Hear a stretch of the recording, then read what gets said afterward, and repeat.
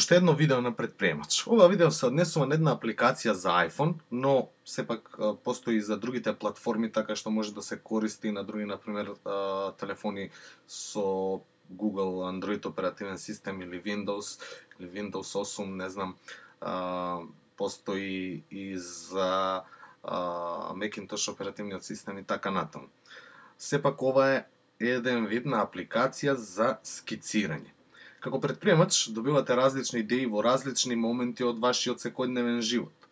За да ги искористите, потребно е да ги запомните тие идеи. Оваа апликација е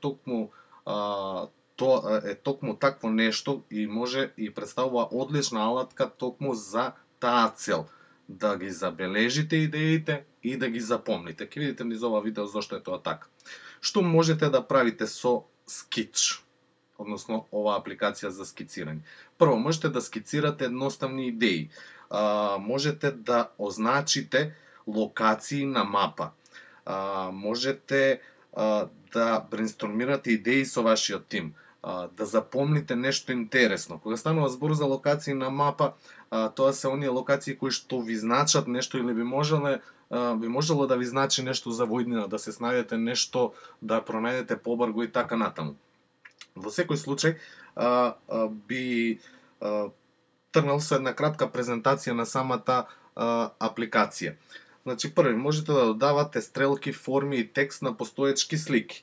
Доколку земам една постоечка слика, која што е во самиот Sketch, значи, можам да ја променам стрелката, можам да додадам нова стрелка, за да означам нешто друго, и од секоја од овие наредби има одредена функција. Се снима. Можете да креирате сосема нова скица. Значи, во апликацијата можете да сликате веднаш за да влезе во истата, можете да изберете фотографија која веќе ја имате, значи, направено со вашиот телефон, можете да цртате од мапа, можете да започнете со сосема нова, односно нова скица, каде што нема ништо, и да преземете, значи да направите скриншот од некој вебсайт и на неа да работите. Еве, например, сосема нова скица, значи можам, добивате некоја идеја и едноставно почнувате да скицирате. Едноставно, без премногу детали. Потоа, значи, можете сликата да ја споделите. Едноставно, преку креирање на одреден јавен линк, преку имейл, или да ја снимите сликата во фолдерот за слики на вашиот телефон. Понатаму, она што е многу важно во овој случај е тоа што оваа апликација е поврзана со вашиот Evernote акаунт.